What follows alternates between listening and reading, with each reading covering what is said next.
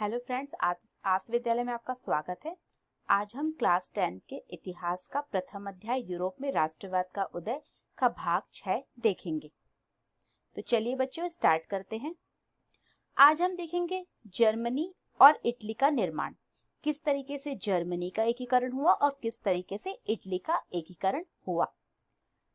Germany क्या सेना राष्ट्र की निर्माता हो सकती है? 1848 के बाद यूरोप में राष्ट्रवाद का जनतंत्र और क्रांति से अलगाव होने लगा। राज्य की सत्ता को बढ़ाने और पूरे यूरोप पर राजनीतिक प्रभुत्व हासिल करने के लिए रूढ़िवादियों ने अक्सर राष्ट्रवादी भावनाओं का इस्तेमाल किया था। जो रूढ़िवादी थे, अब उन्होंने भी क्या किया, राष्ट्रवादी भावनाओं को यूज किया था उन्होंने अपना राजनीतिक प्रभुत्व हासिल करने के लिए। राष्ट्रवादी भावनाएं मध्यम वर्गीय जर्मन लोगों में काफी व्याप्त थी और उन्होंने 1848 में जर्मन महासंघ के विभिन्न इलाकों को जोड़कर एक निर्वाचित संसद द्वारा शासित राष्ट्र राज्य बनाने का प्रयास किया था। अब जर्मन के लोग ने अपने बच्चों पहले ही देखा है कि उसमें राष्ट्रवादी भावनाएं बहुत ज्यादा थी और उन्होंने जर्मन में एक महासंघ बनाया। बहुत सारे जो होता है क्षेत्रों को जोड़कर जो होता है उन्होंने एक संसद का निर्माण किया और वो राष्ट्रीय राज्य बनाने का उन्होंने प्रयास किया था। इसके पश्चात प्रशा ने राष्ट्रीय एकीकरण के आंदोलन का नेतृत्व संभाला और उसका मुख्यमंत्री ऑटो वॉन बिस्मार्क इस प्रक्रिया का जनक था। आप इस चित्र में देख सकते हैं, ये बहुत ही बच्चों ये नाम हमेशा याद रखेगा बिस्मार्क, क्योंकि बिस्मार्क जो था उसने जर्मनी के एकीकरण में सबसे महत्वपूर्ण भूमिका निभाई थी। बिस्मार्क इस प्रक्रिया का जनक था जिसने प्रशा की सेना और नौकरशाही की मदद ली थी। 7 वर्ष के दौरान ऑस्ट्रिया, डेनमार्क और फ्रांस से 3 युद्धों में प्रशा को जीत हुई और एकीकरण की प्रक्रिया पूरी हुई। तो इन 7 वर्षों में बहुत सारे जगह पे जो होता है युद्ध हुआ और इस तरीके से जो होता है जो ये एकीकरण था, इसका जो स्टेज, ये जो चरण था वो पूरा हुआ। जनवरी 1871 में वर्साई में हुए एक समारोह में प्रशा के राजा विलियम प्रथम को जर्मनी का सम्राट घोषित किया। अब देखिए, जब यूनिफिकेशन ऑफ जर्मनी की हम बात कर रहे हैं तो अब क्या हुआ, वहां का राजा कौन बना, वहां का सम्राट था सम्राट विलियम फर्स्ट। अब अगर हम बात करते हैं इटली की, इटली अनेक वंशानुगत राज्यों और बहुराष्ट्रीय हैब्सबर्ग साम्राज्य में बिखरा हुआ था। तो इटली भी जो होता है बहुत सारे जो होता है वो छोटे छोटे राज्यों में जो होता है वो बिखरा हुआ था। 1830 के दशक में मैस्तनी या फिर हम जिसको मैजिनी के नाम से भी जानते हैं, ज्यादा पॉपुलर इसका नाम आपको मैजिनी ही मिलता है, इसलिए मैं यही वर्ड आपको यूज कर रही हूँ। तो 1830 के दशक में मैजिनी ने एकीकृत इतावली गणराज्य के लिए एक सुविचारित कार्यक्रम पर प्रस्तुत करने की कोशिश की थी। तो देखिए, इटली के एकीकरण में जो होता है मैजिनी ने बहुत महत्वपूर्ण जो होता है भूमिका निभाई थी। उसने अपने उद्देश्यों के प्रसार के लिए यंग इटली नामक एक गुप्त संगठन भी बनाया था।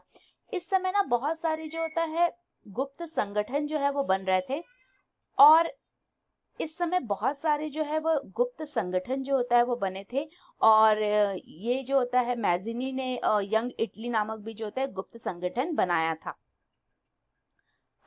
1831 और 1848 में क्रांतिकारी विद्रोह की असफलता से युद्ध के जरिए इतावली राज्य को जोड़ने की जिम्मेदारी सार्डिनिया पीटमॉन्ट के शासक विक्टर इमैनुएल सेकंड या द्वितीय पर आ गई थी। मंत्री प्रमुख कैवूर, देखिए ये कैवूर जो होता है इनकी आपको फोटो दिख रही है। और इटली के एकीकरण में जैसे फर्स्ट मैंने आपको बताया कि मैजिनी का बहुत महत्वपूर्ण योगदान है और दूसरा था ये कैवूर का, जिन्होंने पूरी तरीके से एक बहुत ही समझदार कूटनीतिज्ञ इनको कहा जाता है और इनके बारे में कहा जाता है कि गृह नीति में जो होता है उन्होंने उदारवादी दृष्टिकोण रखा था और जो इनकी विदेश नीति थी वो सैन्य बल पर आधारित थी। एक बहुत ही महान और बहुत ही समझदार कूटनीतिज्ञ हुए थे और इन्होंने इस तरीके से जो होता है इटली के आंतरिक मामलों को देखा और उनको सुलझाया था, जिसकी वजह से आगे जाके जो होता है इटली का एकीकरण संभव हो पाया था। तो जो मंत्री कैवूर थे, जिसने इटली के प्रदेशों को एकीकृत करने वाले आंदोलन का नेतृत्व किया, न तो एक क्रांतिकारी था और न ही जनतंत्र में विश्वास रखने वाला था। तो ये जो कैवूर था, ना तो एक क्रांतिकारी विचारों का था और ना ही इनकी बहुत ज्यादा विश्वास जो होता है वो जनतंत्र में था। फ्रांस से सार्डिनिया पीटमोंट की एक चतुर कूटनीतिक संधि, जिसके पीछे कैवूर का हाथ था। तो मैं बोली कि वो बहुत अच्छा समझदार कूटनीतिक था। उसने अपनी कूटनीति के द्वारा जो होता है बहुत सारे देशों के साथ संधि की और इस तरीके की उन्होंने जो होता है हालात उत्पन्न किए जिससे कि इटली का एकीकरण संभव हो पाया। सार्डिनिया और पीटमोंट जो थे वो 1859 में ऑस्ट्रियाई बलों को हरा पाने में कामयाब हुए थे। आपने देखा है कि ऑस्ट्रिया जो होता है वो बहुत बड़ा राष्ट्र था और उसको हरा पाना वाकई में जो होता है ये बहुत ही कामयाब और बड़ी बात थी। नियमित सैनिकों के अलावा देखिए ये जो फोटो है वो है गैरिबाल्डी। आप अगर इटली के एकीकरण को देखेंगे तो आप 3 व्यक्ति को हमेशा याद रखिएगा, मैज़िनी, कैवूर और गैरिबाल्डी। मैज़िनी का सबसे बड़ा योगदान यह था बच्चों कि उन्होंने राष्ट्रवाद की भावना को जो होता है वो जनता में जगाए रखा था। कैवूर की बात अगर हम करते हैं तो उनका बहुत महत्वपूर्ण योगदान यह था कि इटली के एकीकरण का ऐसे वास्तविक रूप से श्रेय जो होता है वो कैवूर को ही दिया जाता है और उन्होंने इस तरीके की कूटनीति का सहारा लिया, इस तरीके से उन्होंने अपनी समझदार कूटनीति को प्रदर्शित किया जिससे कि इटली का एकीकरण हो पाया। और गैरिबाल्डी जो थे उनको कैवूर ने ही भेजा था और वो जो होता है यंग इटली के सदस्य भी रह चुके थे और गैरिबाल्डी जो होता है वो गुरिल्ला युद्ध में जो होता है वो बहुत सफल रहे थे। तो अगर हम बात करते हैं गैरिबाल्डी के नेतृत्व में जो होता है भारी संख्या में सशस्त्र स्वयंसेवकों ने इस युद्ध में हिस्सा लिया था। वो एक बहुत अच्छे जो होता है वो सेना नायक थे और उन्होंने उनके नेतृत्व में जो होता है लोगों ने इस युद्ध में हिस्सा लिया था। 1860 में वे दक्षिण इटली और 2 सिसिलियों के राज्य में प्रवेश कर गए और स्पेनिश शासकों को हटाने के लिए स्थानीय किसानों का समर्थन पाने में सफल रहे। अब हम बात करते हैं 1861 में इमैनुअल द्वितीय को एकीकृत इटली का राजा घोषित किया गया। जब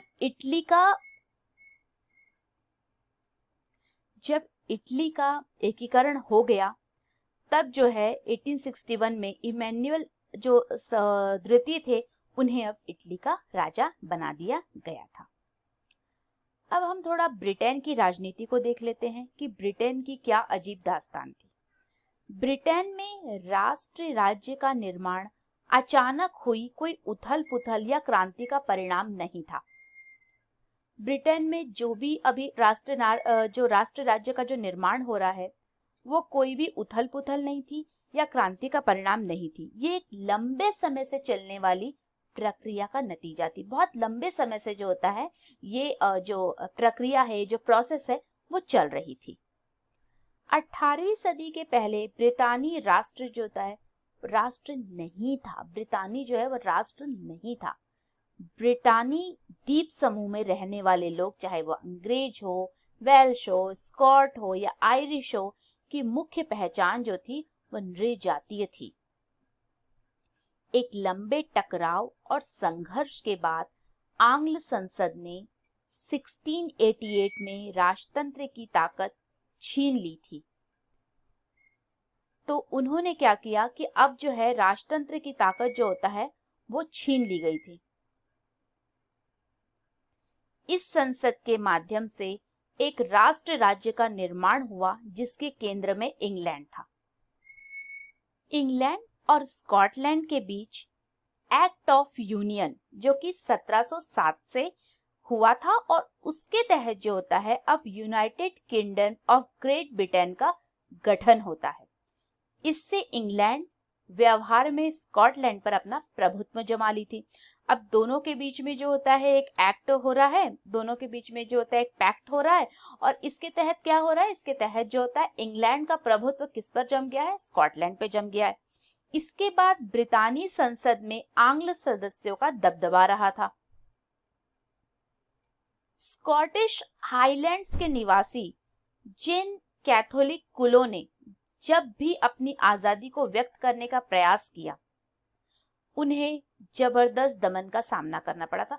तो जब भी ये जो आज हम स्कॉटलैंड की बात करते हैं, तो जो इन लोगों ने जब भी अपने आजादी को व्यक्त करने का प्रयास किया था, तो इनका जो होता है बहुत ही मतलब इनका दमन कर दिया गया था, उन्हें पूरी तरीके से जो होता है वो समाप्त कर दिया गया था, ताकि वो किसी प्रकार का विद्रोह ना कर सके।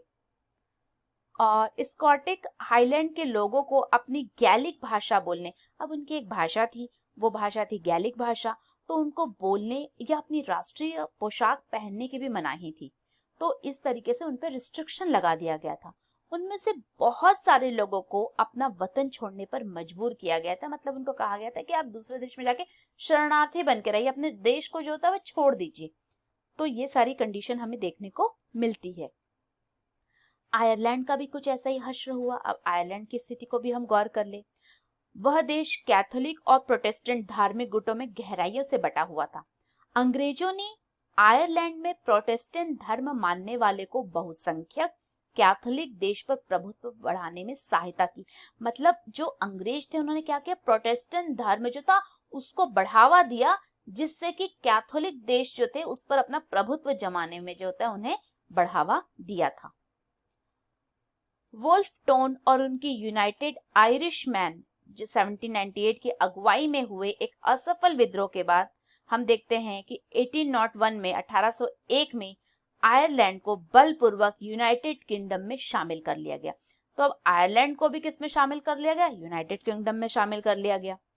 एक नए ब्रितानी राष्ट्र का निर्माण जो होता है वह किया गया था, जिस पर क्या हावी था, आंग्ल संस्कृति का प्रचार प्रसार। मतलब पूरी तरीके से जो एक राष्ट्र बना था उसमें सबसे ज्यादा बोलबाला किसका था, आंग्ल का था, आंग्ल संस्कृति का था, उनकी सभ्यता का था। नए ब्रिटेन के प्रतीक चिन्हों, चाहे वो ब्रितानी झंडा हो, चाहे वह राष्ट्रीय गान हो, इन सबको खूब बढ़ावा दिया गया और पुराने राष्ट्र इस संघ में मातहत सहयोगी के रूप में ही रह पाए। मतलब उनका जो होता है प्रभाव इतना ज्यादा नहीं रहा। प्रभाव किसका रहा, ब्रिटेन का सबसे ज्यादा रहा। और यह स्थिति हमें बहुत समय तक जो है वह यही स्थिति हमें देखने को मिलती है। So what did we learn today, आज हमने क्या समझा, क्या सीखा। तो देखिए सबसे पहले हमने 3 चीजें इंपॉर्टेंट चीज देखी। हमने इटली के कंडीशन को देखी, इटली के एकीकरण को देखा, हमने जर्मनी के एकीकरण को देखा, और हमने देखा कि किस प्रकार से ब्रिटेन में जो होता है एक राष्ट्र की स्थापना हुई।